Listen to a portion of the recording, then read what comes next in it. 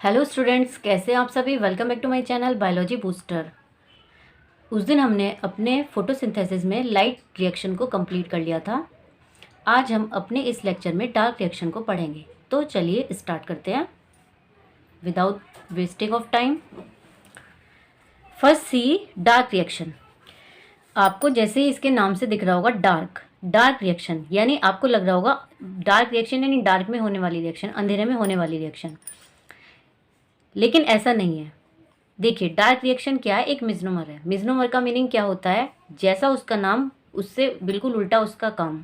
ठीक है, भले ही इसका नाम डार्क रिएक्शन है लेकिन occurs in presence of light. ये भी लाइट में ही घटित होती है, लेकिन ऐसा नहीं है कि इसे बिल्कुल डायरेक्ट सनलाइट चाहिए, लेकिन होगी ये लाइट में ही। ठीक है, depends on the product of light reaction. ये जो डार्क रिएक्शन है ये डिपेंड होती है किस पे, जो लाइट रिएक्शन में जो प्रोडक्ट बनते हैं उन पर, एटीपी पर, एनएडीपीएच पर और O2 पे। दूसरा ये है रिडक्शन ऑफ। इसमें क्या होता है, रिडक्शन ऑफ क्या होता है, कार्बन डाइऑक्साइड होता है, यानी कार्बन डाइऑक्साइड का फिक्सेशन होता है। देखिए, इनकी जो साइट होती है डार्क रिएक्शन की, वो स्ट्रोमा होती है। शुगर है, शुगर्स आर सिंथेसाइज्ड, यानी जो शुगर है वो इसमें बनाई जाती है। Also call this biosynthetic phase, इसीलिए इसे बायोसिंथेटिक फेज बोला जाता है, एंजाइमेटिक फेज बोला जाता है। और ये ब्लैक मैन नाम के साइंटिस्ट ने दी थी, इसीलिए इसे ब्लैक मैन रिएक्शन भी बोला जाता है। अगर हम डार्क रिएक्शन की डिस्कवरी की बात करें तो सुनिए ये कैसे हुआ था। एक साइंटिस्ट है मेल्विन कैल्विन, उन्होंने इसकी डिस्कवरी की थी। उन्होंने क्या किया, इसकी डार्क रिएक्शन को जब इन्वेंट किया, उन्होंने क्या किया, use radio active isotope trace technique after time interval. उन्होंने क्या किया, जो कार्बन यूज़ किया उन्होंने इस प्रोसेस में, वो उन्होंने रेडियो एक्टिव कार्बन लिया। ठीक है, उन्होंने रेडियो एक्टिव कार्बन को यूज़ किया। उससे क्या पता लग जाएगा, उससे पता लग जाएगा स्टेप का, जिस पर भी रेडियो एक्टिविटी शो होगी उधर ये पता चल जाएगा कि इस स्टेप के बाद ये आया, इस स्टेप के बाद आया। तो इसीलिए उन्होंने इस रिएक्शन में रेडियो एक्टिव कार्बन का यूज़ किया। तो सबसे पहले उन्होंने क्या किया, सुनिए। सबसे पहले उन्होंने एक इस तरह का बीकर लिया, ठीक है, या जार लिया। उसमें क्या किया उन्होंने, क्लोरेला, जो कि एक ग्रीन एल्गिन है और सिंगल सेल्ड होते हैं, उन्होंने लिया। ठीक है, और इस पर क्या किया उन्होंने, CO2 फेंकी। कौन सा, C14, जो रेडियो एक्टिव है। ठीक है, तो फिर उन्होंने क्या किया, जब उन्होंने थोड़ी थोड़ी देर बाद चेक किया, एक टाइम इंटरवल के बाद। तो जैसे मान लिया उन्होंने जो ये सेल है, इस सेल के अंदर का क्लोरोप्लास्ट है, इस सेल के अंदर के क्लोरोप्लास्ट के केमिकल को उन्होंने चेक किया। तो उनके हिसाब से सबसे पहले जो रेडियो एक्टिविटी है वो A पर आई। ठीक है, रेडियो एक्टिविटी A पर आई, A के बाद फिर R पे आई, मतलब उनका ऐसा मानना था। ये अभी हम सिर्फ आपको बता रहे हैं, बाद में पता चल जाएगा कि इस प्रोडक्ट का नाम क्या है, इसका क्या नाम है। ये स्टेप वाइज स्टेप है। मान लिया ये 3 प्रोडक्ट हमें मिले, सबसे पहले रेडियो एक्टिविटी इसके बाद शो हुई, फिर उसके बाद दोबारा उन्होंने दूसरी सेल को किल किया, तो फिर रेडियो एक्टिविटी इस पर शो हुई, फिर उसके बाद P पर शो हुई। देखिए, एक डायग्राम देखिए, ये C14 है, जो ग्रीन एल्गी है उस पर उन्होंने CO2 फेंकी। तो ये कोई एक्सेप्टर है, जो CO2 को एक्सेप्ट कर रहा है, और मिलके क्या बना रहा है, ये A बना रहा है। फिर A के बाद क्या बन रहा है, R बन रहा है, और R के बाद P बन रहा है। तो उन्हें ना इस चीज़ से स्टेप पता चल गए थे। उन्हें इस चीज़ से जिस पे भी radio activity number wise I, तो उससे उन्हें पता चल गया था कि फर्स्ट स्टेप ये है, सेकंड ये है, थर्ड ये है। यानी CO2 को जब उन्होंने फेंका, तो CO2 को कोई एक्सेप्ट करने के लिए कोई ऐसा यहाँ पे कोई कंपाउंड है जो CO2 को एक्सेप्ट करके ये वाला कंपाउंड बना रहा है, ये एसिड बना रहा है, फिर उसके बाद ये बना रहा है, फिर उसके बाद, तो ये एक उन्हें एक साइकिल का पता चल गया कि कैसे कैसे चीज़ें बन रही है। तो उन्होंने क्या देखा, first product is of 3 carbon compound, यानी जो ये फर्स्ट प्रोडक्ट है ये 3 कार्बन है।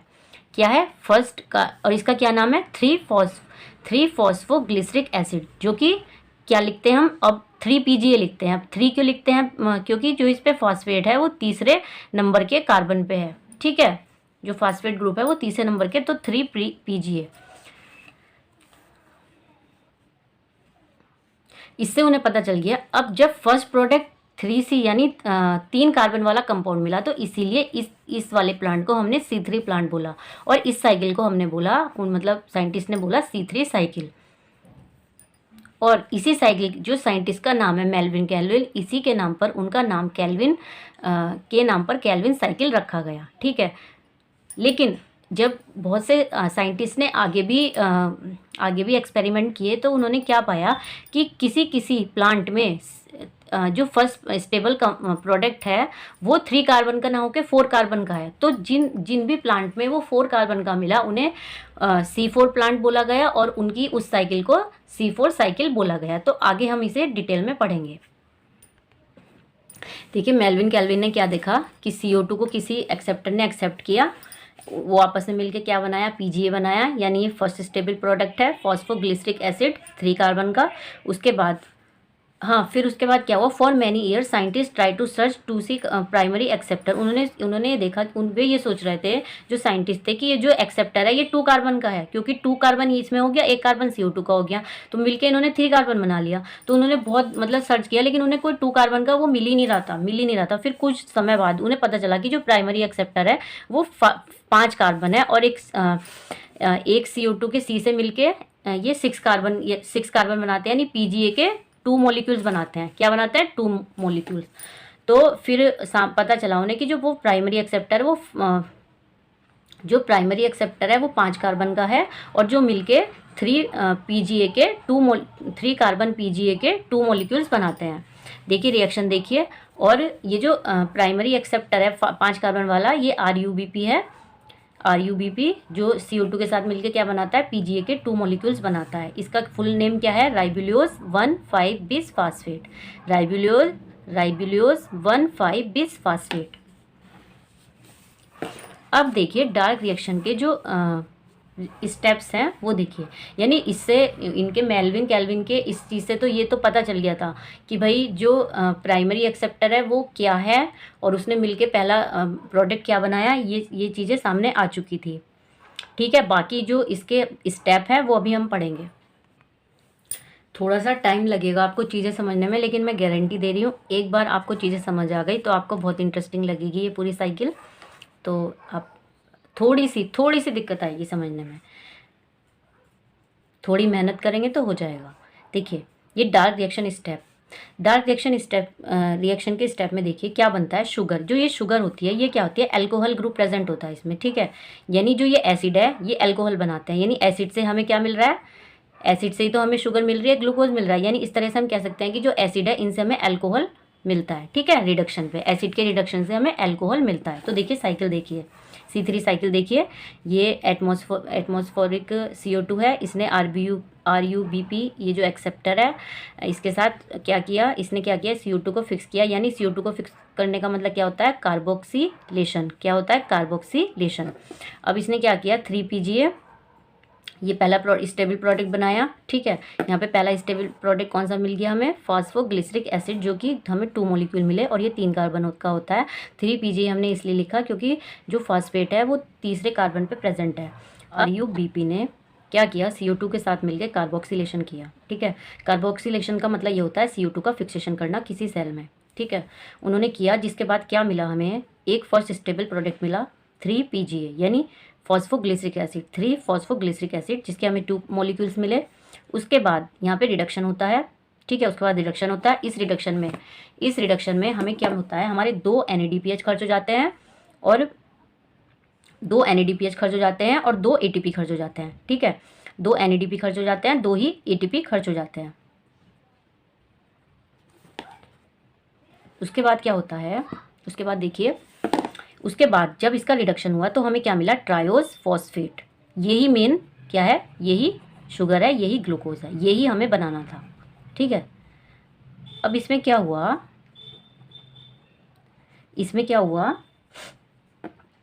कुछ हिस्सा तो इसका ग्लूकोज में बन जाता है, कुछ हिस्सा इसका रीजनरेशन में काम आता है।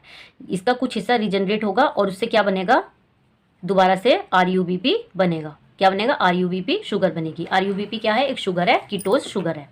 तो जब यहाँ पे ये रीजनरेशन होगा इसका, तो यहाँ पे भी हमारा 1 ATP खर्च होगा। तो देखिए फिर से देखिए, सबसे पहले RUBP CO2 के साथ मिलकर कार्बोक्सिलेशन करता है, जिससे हमें फर्स्ट स्टेबल प्रोडक्ट मिलता है 3PGA। उसके बाद इसका रिडक्शन होता है, जिसमें हमारे 2 NADPH और 2 ATP खर्च हो जाते हैं और उससे क्या बनता है, ट्रायोज फॉस्फेट बनता है। जो हमें बनाना था वो प्रोडक्ट हमें मिल जाता है। लेकिन आप देखिए, एक ही कार्बन से तो हमारा काम नहीं चलने वाला। एक ही यहाँ पे तो अभी एक ही कार्बन बना ना, हमें क्या बनाना है, 6 कार्बन चाहिए हमें, तो ये जो टन है ये 6 टाइम घूमेगा, ठीक है। तो इसीलिए इसे रीजनरेट कराना भी ज़रूरी है ताकि ये प्रोसेस चलती रहे। तो इसमें से कुछ हिस्सा तो यहाँ पे रुक जाएगा और बाकी का हिस्सा इसमें चला जाएगा। तो बाकी के हिस्से से फिर ये दोबारा फिर से प्रोसेस होगी, फिर ये ना पूरा 6 टन घूमेगा, क्योंकि हमें 6 कार्बन चाहिए, यहाँ तो हमें एक ही कार्बन मिला है अभी, ठीक है। तो ये 6 टाइम घूमेगा, तो फिर एंड में हमें ग्लूकोज मिल जाता है। तो फिर उस हिसाब से अगर हम देखें तो हमारे इस एक कार्बन के टन में हमारे 3 ATP और 2 NADPH खर्च हुए, 3 ATP और 2 NADPH खर्च हुए। तो पूरी प्रोसेस में हमारे कितने खर्च होंगे, 6 से मल्टीप्लाई कर दीजिए, यानी 18 ATP और 12 NADPH खर्च होंगे। चलिए तो हम स्टेप्स देखते हैं one by one C3 cycle के। सबसे पहला स्टेप देखिए, वो अभी हमने डायग्राम में देखा था, अब यहाँ पे देख लीजिए कार्बोक्सिलेशन, जिसमें क्या होता है, सबसे पहले CO2 का फिक्सेशन होता है, RUBP CO2 के साथ मिलकर PGA बनाता है, जिसमें हमें 2 मॉलिक्यूल्स मिलते हैं। और ये जो रिएक्शन है ये स्ट्रोमा में होती है, और इसमें जो एंजाइम काम करता है वो रुबिस्को नाम का एंजाइम करता है। ये रुबिस्को क्या करता है, RUBP के साथ CO2 को फिक्स करता है। उसके बाद रिडक्शन होता है, ये एक एंडोथर्मिक है, ठीक है, और ग्लाइकोलिटिक रिवर्सल है। यानी इसमें क्या होता है, जिस ग्लाइकोलिसिस वाली प्रोसेस है उसमें क्या हो रहा था, ट्रायोस फास्फेट से PGA बन रहा था, यहाँ पे उल्टा हो रहा है, इसीलिए इसे क्या बोलते हैं, ग्लाइकोलिटिक रिवर्सल बोलते हैं। इसमें क्या हो रहा है, 2 PGA किसमें कन्वर्ट हो जाएंगे, ट्रायोस फॉस्फेट में, जहाँ पे हमारे 2 ATP और 2 NADPH खर्च होंगे, ठीक है। अब उसके बाद तीसरा स्टेप है हमारा रीजनरेशन। रीजनरेशन में क्या होगा कि वो जो कुछ फास्फेट थे वो कुछ तो ग्लूकोज बनाने में काम आ जाएंगे, कुछ किस में कन्वर्ट हो जाएंगे, RUBP में। अब इसके रीजनरेशन में भी यहाँ पे हमारा एक ATP खर्च हो जाएगा, तो इस तरीके से 1 CO2 फिक्सेशन में हमारे 3 ATP और 2 NADPH लगे। इस हिसाब से 6 CO2 बनने में देखिए यहाँ पे कितने बन रहे थे, 2 बन रहे थे, 2 मॉलिक्यूल बन रहे थे, यानी अगर PGA कितना चाहिए, 12, कार्बन इसमें कितने हो जाएंगे, 36, यहाँ पे कितने थे, 2 थे, और देखा जाए तो 12 NADPH हो गया, ठीक है, 12 NADPH हो गया और 12 ही यहाँ पे ATP हो गया, अगर हम 6 कार्बन का देखते हैं तो। उसके बाद यहाँ पे क्या हो रहा था, यहाँ पे ये 36 कार्बन हो जाएगा, जिसमें से 6 कार्बन ग्लूकोज में काम हो जाएगा, बाकी जो 30 कार्बन है उसका रीजनरेशन RUBP में कन्वर्ट हो जाएगा, ठीक है। तो ये हमारा प्रोसेस है। अगर आपसे पूछते हैं कि भाई C3 साइकिल में एक CO2 फिक्सेशन में कितने ATP खर्च होते हैं, तो आप बोलेंगे 3 ATP और NADPH 2 NADPH। और अगर आपसे पूछेंगे कि पूरी ग्लूकोज बनने में कितने ATP खर्च होंगे, तो आप बोलेंगे 18 ATP और 12 NADPH। तो आई होप सो आपको समझ आया हो।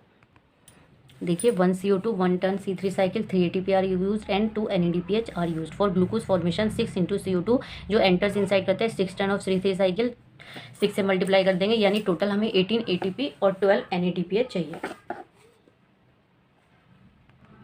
अब क्या होता है C3 प्लांट्स में ना, कार्बोक्सिलेशन के साथ साथ कभी कभी क्या हो जाता है, फोटो रेस्पिरेशन भी हो जाता है, ठीक है। फोटोसिंथेसिस की बजाय क्या हो जाता है, फोटो रेस्पिरेशन। अभी फोटो रेस्पिरेशन क्या होता है, आप जानते हैं कि C3 प्लांट्स में जो कार्बन को फिक्स करता है वो होता है रुबिस्को एंजाइम। क्या होता है, रुबिस्को एंजाइम होता है। फोटो रेस्पिरेशन कहाँ पे हो जाती है, C3 प्लांट्स में हो जाती है। ये कब होती है, ये तब होती है जब ऑक्सीजन का कॉन्सेंट्रेशन CO2 के कंसनट्रेशन से बढ़ जाता है, तब ये प्लांट में फोटोसिंथेसिस की जगह फोटो रेस्पिरेशन हो जाता है, जो कि एक वेस्टफुल प्रोसेस है। इसमें क्या होता है, ग्लूकोज नहीं बनता है, बल्कि ऊपर से जो प्लांट के ATPs हैं वो खर्च हो जाते हैं। तो ये एक वेस्टफुल प्रोसेस मानी जाती है। तो थोड़ा सा देख लीजिए, इसके बारे में भी पता होना चाहिए कि फोटो रेस्पिरेशन क्या होता है। इसका जो मेन एंजाइम होता है वो रुबिस्को होता है। रुबिस्को का क्या है, अगर रुबिस्को को कार्बन डाइऑक्साइड मिली तो वो कार्बन डाइऑक्साइड को बाइंड कर लेता है, मतलब कॉन्सेंट्रेशन ज़्यादा मिला और उसे ऑक्सीजन का कॉन्सेंट्रेशन ज़्यादा मिला तो वो ऑक्सीजन को बाइंड कर लेता है। अब ये समझिए आप कि होता क्यों है। देखिए, जब सेल के बाहर यानी प्लांट की सेल के बाहर एटमॉस्फेयर में O2 का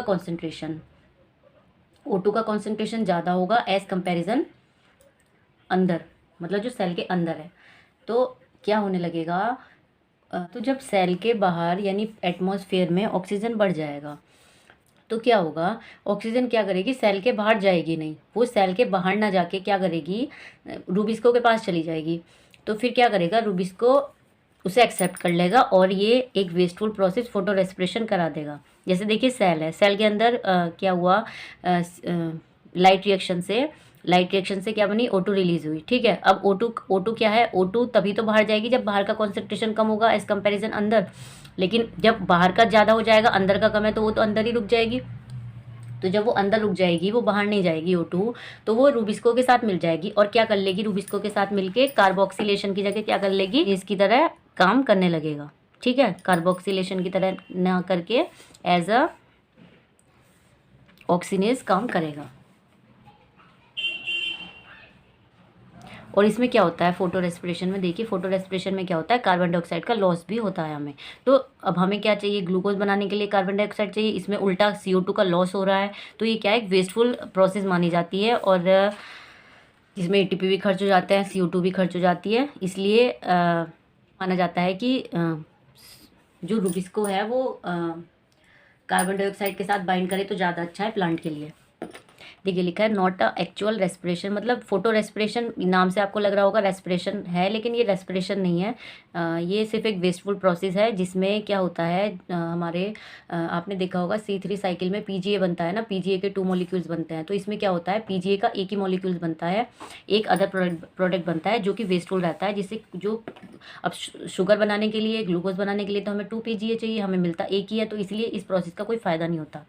अब देखिए इसमें क्या होता है, जो ये RUBP है, CO2 अगर CO2 के साथ करता है तो 2 PGA मिलता है, लेकिन अगर ये ऑक्सीजन के साथ बाइंड कर ले तो ऑक्सीजनेशन करता है, ये कार्बोक्सिलेशन की जगह ऑक्सीजनेशन करता है, जिससे क्या होता है, रूबिस्को कर रहा है, जिससे क्या होता है, फॉस्फोग्लाइकोलेट बन जाता है, फॉस्फोग्लाइकोलेट प्लस PGA। यानी PGA के हमें 2 मॉलिक्यूल्स की जगह क्या मिलता है, सिर्फ PGA का एक मॉलिक्यूल्स बनता है और एक फॉस्फोग्लाइको प्रोडक्ट मिल जाता है, फॉस्फोग्लाइकोलेट, जिसे PGA में बदलने में हमें बहुत लंबा प्रोसेस करना पड़ता है, जिसमें क्या होता है, हमारा CO2 भी वेस्ट हो जाता है और क्या होता है, हमारा ATP भी खर्च हो जाता है। जो कि इसमें पहला प्रोडक्ट क्या बनता है, C2 कार्बन बनता है। ये फॉस्फोग्लिसरेट क्या है, 2C है, तो इसलिए इसे क्या बोलते हैं, C2 साइकिल के नाम से भी जाना जाता है। अब देखिए इसमें क्या होता है, RUBP ऑक्सीजनेशन करता है, characteristic of C3 plant, C4 plants. ये जो फोटो रेस्पिरेशन है ये C3 प्लांट्स में मिलता है, C4 में नहीं होता। अब C4 में क्यों नहीं होता ये हम आगे पढ़ेंगे, ये एक वेस्टफुल प्रोसेस है। अब देखिए इसमें क्या होता है, no ATP formation, no NADPH and no glucose, मतलब एक तरीके से वेस्टफुल प्रोसेस माना जाता है ये। Instead ATP is use without utilization of CO2, 25% carbon, मतलब इंस्टेड ATP यूज, मतलब instead ATP is use without utilization, यानी मतलब ATP बनने की जगह क्या हो जाता है, ATP खर्च हो जाता है और कार्बन डाइऑक्साइड का हमें 25% लॉस हो जाता है। अब देखिए प्लांट में 3 कंडीशन ऐसी हो जाती है जब ये प्रोसेस होने लगती है। सबसे पहला क्या है, टेम्परेचर। जब high temperature, light density high जाती है, यानी अगर टेम्परेचर ज़्यादा हो जाता है तो रूबिस्को क्या करता है, कार्बन डाइऑक्साइड की जगह O2 को बाइंड करने लगता है। और CO2 का सेकंड क्या है, CO2 का कॉन्सेंट्रेशन कम हो जाता है एज कंपेरिजन O2 के, और O2 का कॉन्सेंट्रेशन अगर हाई हो तब भी क्या करता है, रूबिस्को O2 को बाइंड करने लगता है। अब देखिए प्रोसेस कहाँ होती है, 3 सेल ऑर्गेनिज्म में होती है। सबसे पहले क्लोरोप्लास्ट में होगा, उसके बाद पेरोक्सिसोम में जाएगा, फिर जाएगा माइटोकॉन्ड्रिया में। जो फोटो रेस्पिरेशन की प्रोसेस है वो सबसे पहले क्लोरोप्लास्ट में होती है, उसके बाद फिर पेरोक्सिसोम में होती है, फिर उसके बाद वो माइटोकॉन्ड्रिया में होती है। तो हम एक एक करके पढ़ेंगे कि कैसे कैसे क्या होता है। देखिए जो RUBP है ये जब O2 के साथ बाइंड कर लेता है, यानी ऑक्सीजनेज की तरह एक्ट करता है, तो हमें क्या प्रोडक्ट मिलता है, 2 कार्बन फॉस्फोग्लाइकोलेट मिलता है और PGA मिलता है। PGA हो गया 3 कार्बन और फॉस्फोग्लाइकोलेट हो गया ये 2 कार्बन। तो यानी फर्स्ट स्टेबल जो प्रोडक्ट इसमें मिला हमें फॉस्फोग्लाइकोलेट मिला, इसीलिए हम इस साइकिल को C2 साइकिल भी बोलते हैं। लेकिन हमें तो चाहिए था PGA, लेकिन यहाँ पे मिला हमें फॉस्फोग्लाइकोलेट। इसी फॉस्फोग्लाइकोलेट को PGA में कन्वर्ट करने के लिए पूरी ये साइकिल चलती है।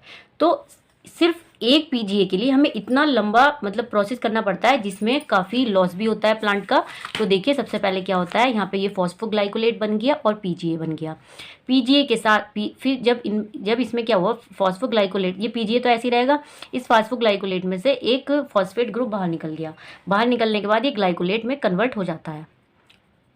अब ये फॉस्फोग्लाइकोलेट था, अब क्या बन गया, सिर्फ फॉस्फेट ग्रुप बाहर निकल गया, ग्लाइकोलेट बन गया। ठीक है, ग्लाइकोलेट बनने के बाद फिर क्या हुआ, ग्लाइकोलेट बना, उसके बाद ये कहाँ पे चला गया, पेरोक्सिसोम में। कहाँ पे गया ये, पेरोक्सिसोम में, आगे की प्रोसेस के लिए। जब ये पेरोक्सिसोम में गया तो वहाँ पे क्या होता है, वहाँ पे ऑक्सीडेज नाम का एंजाइम होता है जो इसके साथ रिएक्ट करता है और यानी इसके साथ O2 को जोड़ता है। क्या जोड़ता है, O2 को जोड़ता है। तो ऑक्सीडेज नाम का एंजाइम, तो फिर ये क्या बन जाता है, ग्लाइऑक्सिलेट बन जाता है, ग्लाइऑक्सिलेट बन जाता है।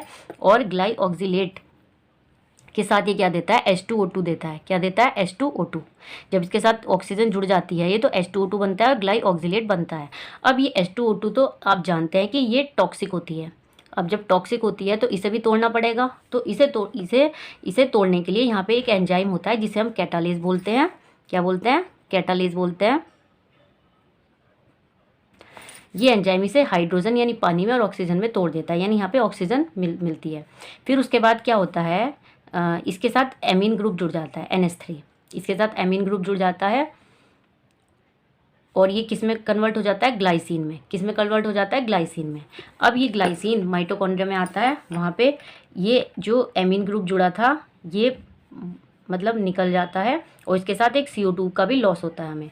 जब ये इस ग्लाइसिन में से एमीन ग्रुप और एक कार्बन डाइऑक्साइड निकल जाएगा, और तो यहाँ पे क्या ज़रूरत पड़ेगी, यहाँ पे क्या होगा, NADP प्लस से NADPH मिलेगा। ठीक है, NADPH मिलेगा, NADPH मिलेगा और ये ग्लाइसिन किस में कन्वर्ट हो जाएगा, सीरीन में। सीरीन के बाद ये सीधा अब दोबारा से पेरोक्सीसोम में जाएगा, पेरोक्सीसोम में सीरीन में जाके हाइड्रोक्सी पाइरुवेट में कन्वर्ट हो जाएगा। उसके बाद ये ग्लिसरेट में कन्वर्ट हो जाएगा। ग्लिसरेट के बाद ये दोबारा क्लोरोप्लास्ट में पहुंचेगा। उसके बाद कहीं PGA में कन्वर्ट होगा। अब इस PGA को और इस PGA को कहाँ पे, PCR साइकिल में भेज देते हैं। क्या करने के लिए, ग्लूकोज बनाने के लिए। तो देख लिए एक फॉस्फोग्लाइकोलेट बनने की वजह से हमें कितना लंबा प्रोसेस करना पड़ा, जिसमें हमारा ADP भी खर्च हुआ, ATP भी खर्च हुआ और हमारा CO2 का भी लॉस हुआ। तो ये एक वेस्टफुल प्रोसेस मानी जाती है। NCERT में इतना कुछ दे नहीं रखा है, पर फिर भी आपको कई बार ऐसा होता है MCQs बन के आ जाता है, तो आपको पता होना चाहिए MCQs क्या बनेगा इसमें। ये बनेगा, देखिए कि CO2 कहाँ पे लॉस हो रही है, फोटो रेस्पिरेशन में, तो माइटोकॉन्ड्रिया में हो रही है। ठीक है, और आप ये भी हो सकता है कि जो H2O2 है वो कहाँ बन रहा है, तो वो पेरोक्सीसोम में बन रहा है। ठीक है, और ये भी पूछा जा सकता है कि जो फर्स्ट प्रोडक्ट है वो क्या है, तो फॉस्फोग्लाइकोलेट है जो कि 2 कार्बन है। ठीक है, तो इसमें से मतलब ऐसा कुछ पूछा जा सकता है। तो अब हम पढ़ेंगे C4 साइकिल। C3 हमने कंप्लीट कर लिया, फोटो रेस्पिरेशन पढ़ लिया। अब हम पढ़ेंगे C4 साइकिल। देखिए जो C4 साइकिल है इसमें क्या होता है, फोटो रेस्पिरेशन नहीं होता है। अब क्यों नहीं होता है, क्योंकि उसमें कुछ स्पेशल फीचर होता है जो रूबिस्को को ऑक्सीजन के साथ एक्ट ही नहीं करने देता। तो उस वजह से C4 प्लांट में फोटो रेस्पिरेशन नहीं होता। और फोटो रेस्पिरेशन जो होता है वो हाई टेम्परेचर की कंडीशन में होता है, जबकि आप जानते हो कि जो C4 प्लांट्स है ये मिलते ही हाई टेम्परेचर में। उसके बावजूद भी C4 प्लांट में फोटो रेस्पिरेशन नहीं हो पाता है, क्योंकि उनके पास अपनी एक स्पेशल एनाटॉमी होती है, जिसकी वजह से वो रूबिस्को को ऑक्सीजन के साथ बाइंड होने ही नहीं देते हैं। देखिए C4 साइकिल, C4 पाथवे, ये किसने दिया था, हैच एंड स्लैक ने दिया था, नेम ऑफ साइंटिस्ट। और ये जो C4 पाथवे है ये C4 प्लांट से मिलता है, as like sugar cane, sorghum and maize. और प्रेजेंस ऑफ स्पेशल एनाटॉमी, जिसे हम क्रेन्स एनाटॉमी बोलते हैं, इनमें प्रेजेंट होती है। क्रेन्स का मतलब होता है विर्थ, विर्थ का भी मीनिंग क्या होता है, कवरिंग, यानी इनके पास सेल की ऐसी कवरिंग होती है जिसके अंदर क्या कर लेते हैं, CO2 को बाइंड कर लेते हैं और ये बाहर नहीं जाने देते हैं। देखिए इनकी एनाटॉमी देख लीजिए आप। ये सबसे अंदर क्या है, वेस्कुलर बंडल है, और जो ये बाहर ये है ना, ये बंडल शीट सेल है। बंडल शीट सेल का मतलब होता है कवर, ये इसे कवर करके रखती है। यहाँ पे क्या करती है, ये किसी को मतलब O2 को आने नहीं देती है, CO2 को बाहर जाने नहीं देती। और ये जो ये चारों तरफ है ये मेसोफिल सेल है, ये बाहर की तरफ एपिडर्मिस है। अब क्रेन्स एनाटॉमी देख लीजिए। Bundle sheet cell surround vascular bundles in specific manner और स्पेसिफिक अरेंज्ड। देखिए जो क्रेन्स एनाटॉमी है वो क्या होता है, एक जो वेस्कुलर बंडल है उसके चारों तरफ ना एक सेल का बंडल होता है जो उसे चारों तरफ से घेरे रहते हैं, तो उसे ही क्रेन्स जो एक स्पेसिफिक अरेंज्ड मैनर में होती है उसे ही क्रेन्स एनाटॉमी बोलते हैं। ये C4 प्लांट्स में ना 2 तरह की सेल्स मिलती है। ठीक है, जहाँ पे क्या होता है, फोटोसिंथेसिस चलता है। देखिए ये कौन सी सेल है, मेसोफिल सेल है ये। ठीक है, ये मेसोफिल सेल है। और ये कौन सी सेल हो गई आपकी, ये हो गई bundle sheet cell. Bundle sheet cell. देखिए जो मेसोफिल सेल है इनकी जो सेल वॉल होती है वो थिन होती है। ठीक है, और इसमें भी क्लोरोप्लास्ट मिलते हैं, इसमें भी क्लोरोप्लास्ट, दोनों में क्लोरोप्लास्ट होता है। क्लोरोप्लास्ट के अंदर अब क्या होता है, ये थैलाकॉइड होता है, ठीक है, जहाँ पे क्या होता है, फोटो रेस्पिरेशन, सॉरी, जहाँ पे फोटोसिंथेसिस चलता है। देखिए जो इसमें क्या होता है, मेसोफिल सेल में जो क्लोरोप्लास्ट है ये, देखिए इसमें PS1 और PS2 दोनों होता है। इसमें जो कि ये क्या होते हैं, ये ग्रेना उसमें नहीं होते हैं, ठीक है। और जो कि PS2 तो होता ही ग्रेना में है, तो यहाँ पे क्या होता है, PS2 एब्सेंट होता है, यहाँ पे सिर्फ PS1 होता है। यानी यहाँ पे साइक्लिक और नॉन साइक्लिक दोनों चलता है, यहाँ पे क्या चलता है, सिर्फ साइक्लिक चलता है, फोटोसिंथेसिस। और यहाँ पे क्या होता है, ATP भी बनता है, NADPH2 भी बनता है और ऑक्सीजन भी रिलीज होती है। यहाँ पे क्या होगा, सिर्फ ATP का सिंथेसिस होगा, ठीक है। देखिए यहाँ पे बहुत साइक्लिक नॉन साइक्लिक चलता है, ये सब आपने पढ़ रखा है पहली क्लासेज में। और अगर आपको नहीं समझ आ रहा, आप फर्स्ट टाइम देख रहे हैं, तो प्लीज़ आप फोटोसिंथेसिस की जो और क्लास है, लाइट रिएक्शन है, वो ज़रूर देखिए, फिर आपको सारी चीज़ें अच्छे से समझ आ जाएगी। देखिए C4 प्लांट्स, इसमें दो तरह की सेल्स मिलती है, मेसोफिल सेल्स, जिसका क्लोरोप्लास्ट ग्रेनल क्लोरोप्लास्ट होता है। इसमें PS1 PS2 दोनों फोटोसिस्टम मिलते हैं। इसमें ATP, PS1 में क्या होता है, ATP बनता है, और PS2 में ATP और NADPH और O2 बनते हैं। बंडल शीथ सेल होती है, ये एक ग्रेनल होता है, यानी इसमें क्लोरोप्लास्ट जो होता है वो ग्रेना में नहीं होते, अलग अलग थैलाकॉइड होते हैं उसके अंदर। इसमें बंडल शीथ सेल में PS1 प्रेजेंट होता है, PS2 प्रेजेंट नहीं होता, PS1 प्रेजेंट होता है, ठीक है, PS2 प्रेजेंट नहीं होता। जब PS1 प्रेजेंट होगा तो सिर्फ इसमें ओनली ATP फॉर्म्ड होगा, जब PS2 प्रेजेंट नहीं होगा तो इसमें कोई ऑक्सीजन नहीं मिलेगी, कोई NADPH नहीं मिलेगा। जो बंडल शीट है, इनकी थिक वॉल होती है और कम्पैक्टली अरेंज्ड होता है, यानी बिल्कुल इनके अंदर इंटरसेलुलर स्पेस नहीं होता, एकदम मिले हुए अरेंज्ड होते हैं इसके अंदर सेल्स। और जो मेसोफिल सेल है, उनकी जो सेल वॉल है वो थिन वॉल होती है। देखिए एक तरह का ये प्रोसेस बताने जा रही हूँ मैं ऐसे आपको कि कैसे इनमें C4 साइकिल होती है। यहाँ पे आपको समझ नहीं आएगा, इसलिए दूसरी तरफ मैंने बना रखा है डायग्राम, वो आपको सही से समझ आएगा। देखिए अभी तक आपने क्या क्या जाना। सबसे पहले ये होता है कि जो इनमें ये साइकिल कराता है, जो CO2 को, एटमॉस्फेरिक CO2 को बाइंड करता है, का फिक्सेशन करता है, सेल में फिक्स करता है प्लांट की, उसे हम क्या बोलते हैं, रूबिस्को बोलते हैं, ठीक है। अब रूबिस्को का क्या होता है, डुअल नेचर होता है। अगर उसे ऑक्सीजन ज़्यादा मिली तो वो ऑक्सीजन के साथ बाइंड कर जाएगा, लेकिन अगर उसे कार्बन डाइऑक्साइड ज़्यादा मिली तो कार्बन डाइऑक्साइड के साथ बाइंड कर जाएगा। लेकिन ये कब होता है, ये होता है C3 प्लांट में।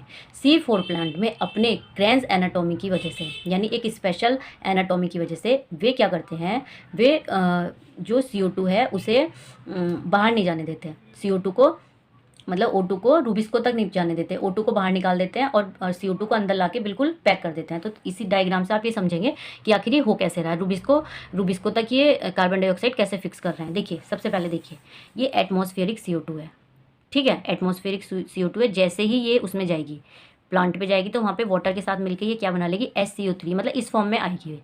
कार्बोनिक एसिड किस में आएगी, इस फॉर्म में आएगी, कार्बोनिक एसिड के रूप में।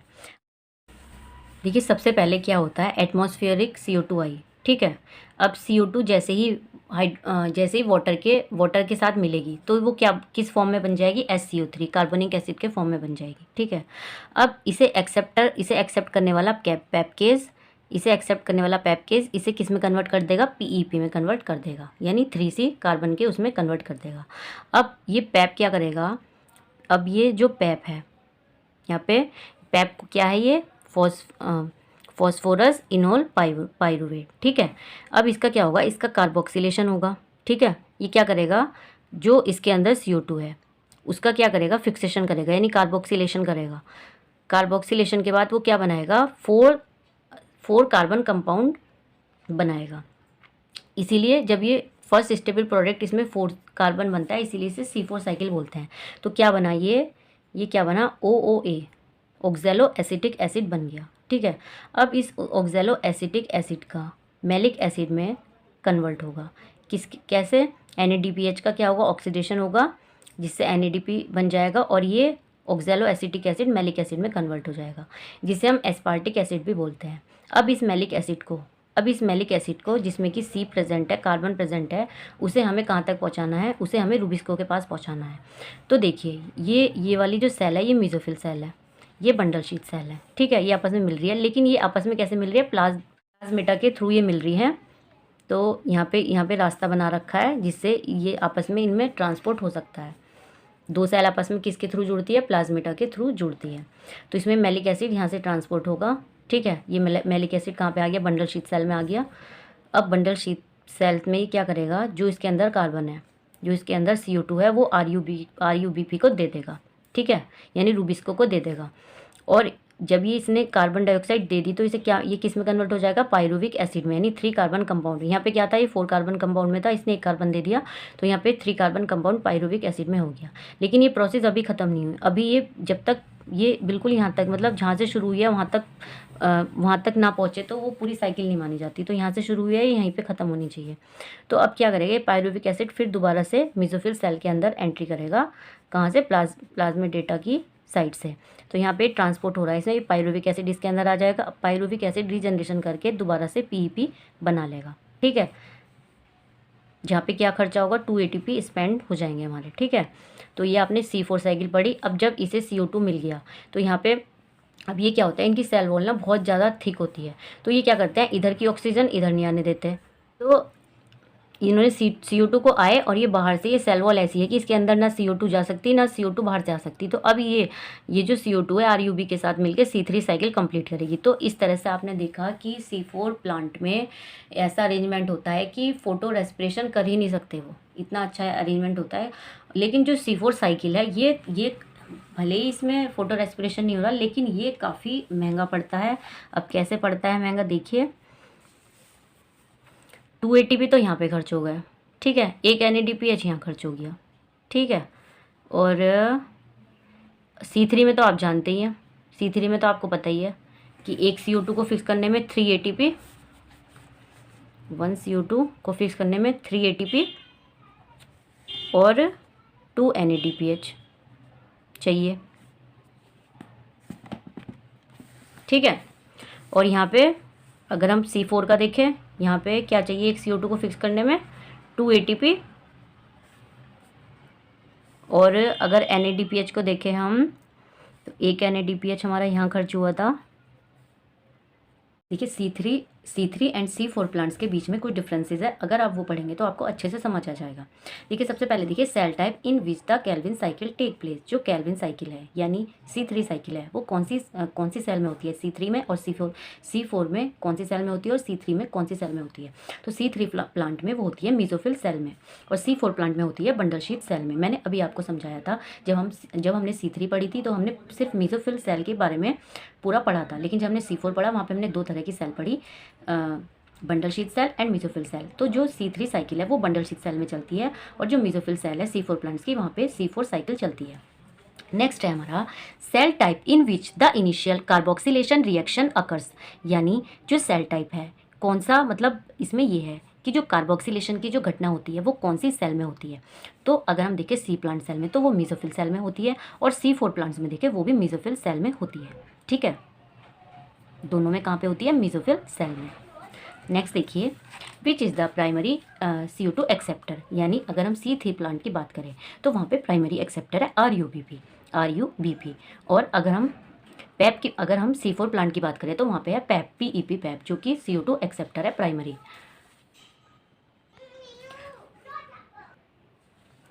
Number of carbons in the primary CO2 accept. अगर हम CO2 एक्सेप्टर में अगर हम बात करें प्राइमरी एक्सेप्टर में कार्बन कितने हैं, नंबर ऑफ कार्बन्स कितने हैं, तो अगर हम C3 प्लांट की बात करें तो वहाँ पे 5C है जिसे RUBP बोलते हैं, और अगर हम C4 प्लांट की बात करें तो वहाँ पे क्या है, 3C यानी PEP है।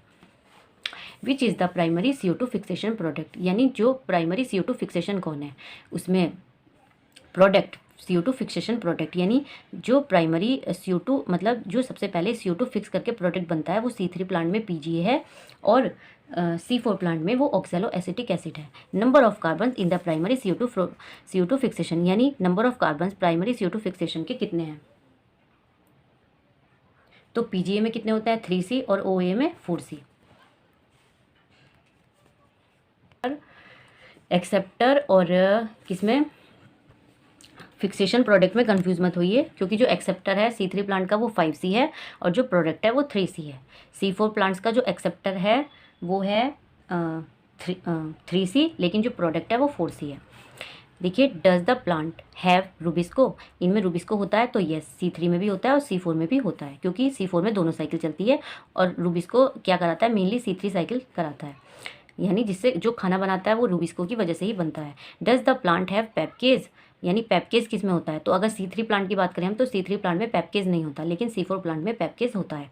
CO2 fixation rate under high light condition, यानी जो CO2 फिक्सेशन रेट अंडर करती है वो C3 प्लांट्स में क्या है, अगर CO2 फिक्सेशन की प्रक्रिया कैसी हो जाती है C4 प्लांट्स में, C3 प्लांट्स में लो हो जाती है, क्योंकि हाई लाइट कंडीशन में CO2 फिक्सेशन मुश्किल से होता है। रूबिस्को क्या करता है, ऑक्सीजन को अपनी तरफ खींचने लगता है, लेकिन जो C4 प्लांट्स है उसमें हाई लाइट कंडीशन में भी CO2 फिक्सेशन अच्छे से हो जाता है। Which is the primary CO2 fixation product, primary CO2 fixation product अभी पढ़ा था हमने, C3 प्लांट में क्या है, PGA है और C4 प्लांट में OA है, यानी oxaloacetic acid acid.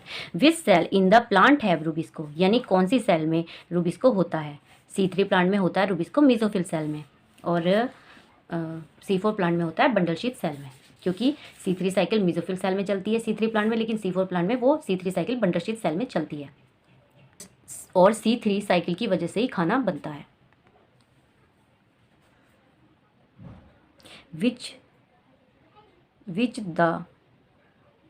whether photorespiration is present at low light intensities, यानी अगर जब फोटो रेस्पिरेशन प्रेजेंट होता है लो लाइट इंटेंसिटीज़, यानी अगर हम C3 प्लांट में बात करें कि जो फोटो रेस्पिरेशन होता है वो लो लाइट इंटेंसिटी तो नहीं होता, वो हाई लाइट इंटेंसिटी पे होता है फोटो रेस्पिरेशन की प्रक्रिया, और C4 प्लांट में तो होता ही नहीं है।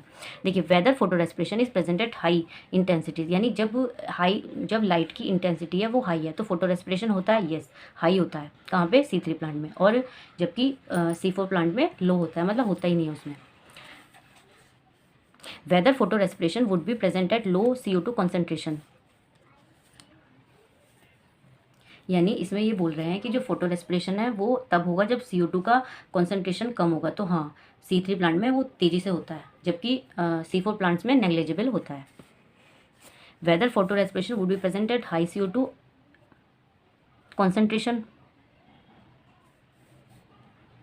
जब CO2 का कॉन्सेंट्रेशन हाई होता है तो तब क्या फोटो रेस्पिरेशन होता है C3 प्लांट में, नो, और C4 में तो होता ही नहीं है। टेम्परेचर कितना चाहिए, टेम्परेचर कितना होता है C3 में 20 से 25 और C4 में 30 से 40 भी वो मतलब उसमें ख़राब नहीं होते हैं। अगर हम एग्जांपल देखें तो C4 प्लांट्स के मेज़ है, सोरगम है और आर्टिप्लेक्स है। देखिए, ये था C3 C4 cycle. I hope so आपको समझ आया। एक बार मैं चीज़ें समराइज़ करा देती हूँ, उससे और भी आपको अच्छे से समझ आ जाएगा। सबसे पहले हमने C3 साइकिल पढ़ी। C3 साइकिल जैसा कि आपसे बताया था, इसे डार्क रिएक्शन में C3 साइकिल पढ़ी। डार्क रिएक्शन का मतलब ये होता है, नाम से एकदम उल्टा है, ये लाइट में होती है और स्ट्रोमा में इसकी साइट है, और इसमें ये 3 तरीके से ATP और NADP यूज़ करता है। C3 पाथवे, हम 3 तरीके से ADP और NADPH का यूज़ कर सकते हैं, C3 pathway, C4 pathway and CAM pathway. तो हमने C3 और C4 पढ़ा इसमें। C3 में देखिए, basic pathway for glucose formation occurs in all photosynthetic plants, यानी जो C3 साइकिल है ये एक यूनिवर्सल साइकिल है, मतलब इसके बिना खाना नहीं बन सकता, तो ये हर प्लांट में चलनी होती है। लेकिन जो C4 साइकिल है ये कुछ ही स्पेसिफिक प्लांट्स में चलती है, जिनके अंदर एक स्पेशल एनाटॉमी होती है, और इस एनाटॉमी के होने की वजह से ये है कि C4 प्लांट में फोटो रेस्पिरेशन नहीं होता, जो कि फोटो रेस्पिरेशन क्या है, एक वेस्टफुल प्रोसेस है, जिससे प्लांट को बिल्कुल भी फ़ायदा नहीं होता, उल्टा नुकसान ही हो जाता है। फिर हमने पढ़ा कि जो C3 साइकिल है वो मेल्विन कैल्विन ने दी थी। उन्होंने का पता चला, स्टेप्स का पता चला कि पहले कौन सा प्रोडक्ट बन रहा है। फिर उसके बाद हमने पढ़ा कि भाई स्टेप्स पढ़े हमने C3 साइकिल के, क्या क्या स्टेप होते हैं। तो पहला स्टेप उसमें क्या होता है, कार्बोक्सिलेशन, जिसमें क्या होता है CO2 एक्सेप्टर यानी RUBP CO2 को एक्सेप्ट करता है और उसका फिक्सेशन करता है। फिक्सेशन करके वो 3 कार्बन कंपाउंड बनाता है, PGA यानी PGA के 2 मॉलिक्यूल्स बनते हैं। फिर उसके बाद रिडक्शन होता है उसका फास्फोग्लिसिक एसिड का, उसके बाद रिडक्शन के बाद वो किस में बदल जाता है, किस में बन जाता है, ट्रायोज फॉस्फेट में, जिसके 2 मॉलिक्यूल्स बनते हैं, ट्रायोज फॉस्फेट। इसी ट्रायोज फॉस्फेट से क्या होता है, हमें क्या मिलता है, ग्लूकोज मिलता है। तो इसमें से कुछ पार्ट तो ग्लूकोज बनने में यूज हो जाता है, कुछ रीजनरेशन की प्रोसेस में यूज़ हो जाता है। देखिए एक बार साइकिल देख लीजिए।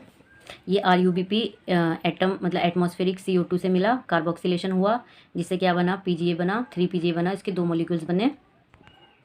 फिर उसके बाद 2 मॉलिक्यूल्स बनने के बाद उसका रिडक्शन हुआ। रिडक्शन में हमारे 2 ATP और 2 NADPH खर्च हो गए, जिससे हमें क्या मिला, 2,3-PGL बना, यानी फॉस्फोग्लिसरिक। यहाँ पे ये बना 2,3-फॉस्फोग्लिसरॉल एल्डिहाइड, फॉस्फोग्लिसरिक एल्डिहाइड, जिससे हमें क्या मिलता है, ग्लूकोज मिलता है। अब इसका क्या होता है, इसे हम क्या बोलते हैं, इसे हम ट्रायोज शुगर फॉस्फेट भी बोलते हैं। ठीक है, तो इससे हमें ग्लूकोज मिला। अब इसका कुछ पार्ट तो यहाँ पे ग्लूकोज बनाने में यूज़ हो जाएगा, कुछ इसका रीजनरेशन में खर्च होगा। अब रीजनरेशन की प्रोसेस में हमारा ATP भी खर्च हो जाएगा। तो अब आप देखिए 2 ATP यहाँ खर्च हुए और 1 ATP यहाँ खर्च हो गया, टोटल 3 ATP खर्च हो गया। और NADPH की बात करें तो पूरे एक कार्बन के फिक्सेशन में 3 ATP एंड 2 NADPH खर्च हुए हमारे C3 साइकिल में। एक में अगर हम 6 की बात करें तो 18 ATP और 12 NADPH खर्च हुए। तो ये हमने C3 C4 पढ़ा, और C4 में आपने पढ़ ही लिया है कि C4 मेसोफिल और बंडल शीट सेल में 2 तरह की सेल्स पाई जाती है। उनमें मेसोफिल सेल में C4 साइकिल चलती है और बंडल शीट सेल में C3 साइकिल चलती है। C4 साइकिल थोड़ा सा यहाँ पे देख लीजिए। ये जब मैंने आपको बताया कि एटमॉस्फेरिक कार्बन डाइऑक्साइड जब वाटर के साथ मिलती है कार्बोनिक एसिड बनाती है, ठीक है। तो फिर यहाँ पे पेप्केज नाम का एंजाइम इसे क्या करता है, पेप्केज नाम का एंजाइम फिक्स करता है इसे, यानी PEP क्या हो गया, ये हो गया एक्सेप्टर। PEP ये क्या करता है, इसे एक्सेप्ट करता है, किस, विद द हेल्प ऑफ पेप्केज। किसकी हेल्प से, पेप्केज की। तो पेप्केज क्या हो गया, एंजाइम हो गया, और PEP क्या हो गया, एक्सेप्टर हो गया। तो मैंने वहाँ पे थोड़ा सा अलग बता दिया आपको। PEP एक्सेप्टर है, पेप्केज क्या है, एंजाइम है जो इसकी मदद कर रहा है।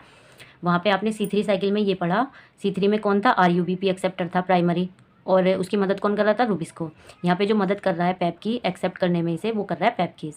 ठीक है, तो यहाँ पे इसने मदद की, ये प्राइमरी एक्सेप्टर है, इसने CO2 एक्सेप्ट करा, फिर कार्बोक्सिलेशन किया। कार्बोक्सिलेशन का मतलब ये होता है कि सेल में फिक्स करना, कार्बन डाइऑक्साइड का फिक्सेशन किया, जिससे क्या बना, ऑक्सैलो एसिटिक एसिड बना, जो हमें 4 कार्बन मिला। 4 कार्बन से फिर यहाँ पे इसका क्या होगा, ऑक्सीडेशन होगा। ऑक्सीडेशन के बाद यानी हमें NADPH मिला यहाँ पे, सॉरी ऑक्सीडेशन हुआ यहाँ पे, रिडक्शन नहीं हो रहा, ऑक्सीडेशन हुआ, तो हमारा एक NADPH यूज़ हुआ, जो ऑक्सीडाइज होकर NADP में कन्वर्ट हो गया। इससे यहाँ पे एक मैलिक एसिड मिला, जो कि जिसे हम क्या बोलते हैं, एस्पार्टिक एसिड भी बोलते हैं। अभी हम इसे ट्रांसपोर्ट करके बंडल शीट में ले जाते हैं। बंडल शीट में हम ये CO2 रुबिस्को को दे देते हैं, यानी RuBP को दे देते हैं, मतलब रुबिस्को को दे देता है, रुबिस्को RuBP को दे देता है।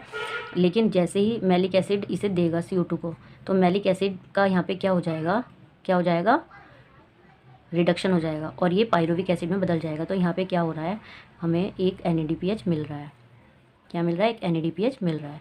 तो यहाँ पे हमें एक हमारा यूज़ हो गया था, यहाँ पे मिल रहा है। तो अगर हम NADPH का खर्चा देखें तो बिल्कुल ज़ीरो है, ठीक है। लेकिन अगर हम ATP की बात करें तो यहाँ पे आपने देखा है, यहाँ पे जैसे पायरुविक एसिड में जब ये इसका रिडक्शन होता है तो ये पायरुविक एसिड में कन्वर्ट हो जाता है। पायरुविक एसिड को हम यहाँ ले आते हैं मेसोफिल सेल में, फिर पायरुविक एसिड में रीजनरेशन होता है। इस रीजनरेशन में ना 2 ATP हमारे खर्च हो जाते हैं, और उससे क्या बनता है, ये पैप बन जाता है दोबारा से, ठीक है। तो अगर हम देखें तो देखिए एक CO2 का हमारा C3 साइकिल में 3 ATP और 2 NADPH, जबकि C4 साइकिल में सिर्फ 2 ATP खर्च हो रहे हैं। अगर एक CO2 की पूरे हम C4 मतलब पूरे C4 प्लांट्स में अगर देखें हम, तो 5 ATP खर्च हो रहे हैं, और NADPH 2 हो रहे हैं। यानी अगर हम 6 कार्बन के लिए बात करें तो 30 ATP और 12 NADPH। तो आई होप सो आपको समझ आई हो C3 साइकिल, C4 साइकिल। कुछ भी नहीं है, आप अच्छे से मन से पढ़ेंगे तो ज़रूर समझ आएगी आपको।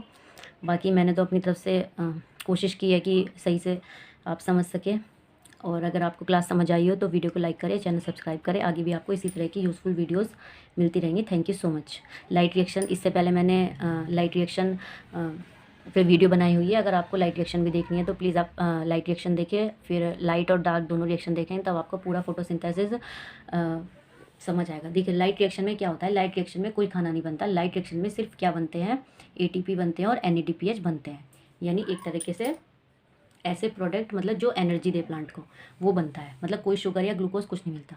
डार्क रिएक्शन में जो लाइट रिएक्शन में प्रोडक्ट होते हैं उनका यूज़ होता है कार्बन डाइऑक्साइड किससे मिलके, जो इनऑर्गेनिक कार्बन डाइऑक्साइड है उसका क्या होता है, रिडक्शन होता है और रिडक्शन किसके किसके उससे होता है, NADPH से। NADPH के साथ मिलके उसका रिडक्शन होता है, कार्बन डाइऑक्साइड का रिडक्शन करता है, तो जिससे क्या मिलता है, हमें ग्लूकोज मिल जाता है और प्लांट का खाना मिल जाता है। तो आई होप सो आपको वीडियो समझ आई हो। Thank you so much.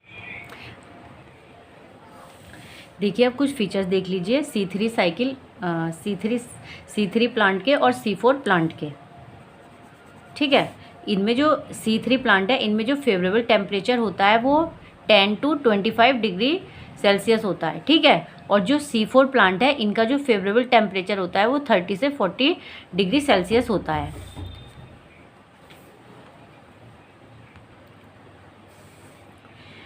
जो ये क्रेन्स एनाटॉमी है ये C3 साइकिल में एब्सेंट होती है, जबकि C4 साइकिल या फिर C4 प्लांट में प्रेजेंट होती है।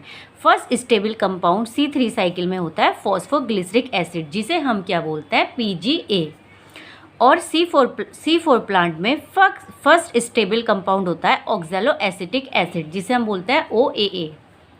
नेक्स्ट है साइट ऑफ CO2 फिक्सेशन, यानी CO2 का फिक्सेशन कहाँ होता है C3 प्लांट में, ये होता है only mesophyll cells of leaf, यानी लीफ की मेसोफिल सेल्स में होता है। C4 प्लांट्स में CO2 का कार्बोक्सिलेशन या फिक्सेशन दो जगह होता है, mesophyll cells and bundle sheath cell में। इसमें जो CO2 एक्सेप्टर होता है किसमें, C3 प्लांट में, वो होता है RUBP, जो कि 5 कार्बन कंपाउंड होता है। और C4 प्लांट में जो CO2 एक्सेप्टर होता है वो पैप होता है, जो कि 3 कार्बन कंपाउंड होता है। अब देख लीजिए एंजाइम फॉर कार्बोक्सिलेशन। जो C3 प्लांट में एंजाइम काम करता है वो करता है RUBP, जो कि 5 कार्बन होता है। नहीं, RUBP तो एक्सेप्टर हो गया, रूबिस्को होगा एंजाइम। C3 प्लांट में एंजाइम कौन सा है कार्बोक्सिलेशन के लिए CO2 के, रूबिस्को। और C4 प्लांट में क्या है,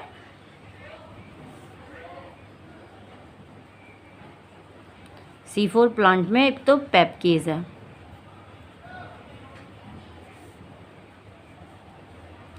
पेपकेज, कार्बोक्सिलेज एंड रूबिस्को। ठीक है, अब फोटो रेस्पिरेशन C3 में प्रेजेंट होता है, जबकि C4 में एब्सेंट होता है। Productivity low due to photo respiration, मतलब C3 की जो प्रोडक्टिविटी है वो लो हो जाती है कई बार फोटो रेस्पिरेशन की वजह से, जबकि C4 की प्रोडक्टिविटी हाई होती है due to absence of photo respiration. तो आई होप सो आपको समझ आया हो C3 प्लांट और C4 प्लांट के बीच जो डिफरेंस है।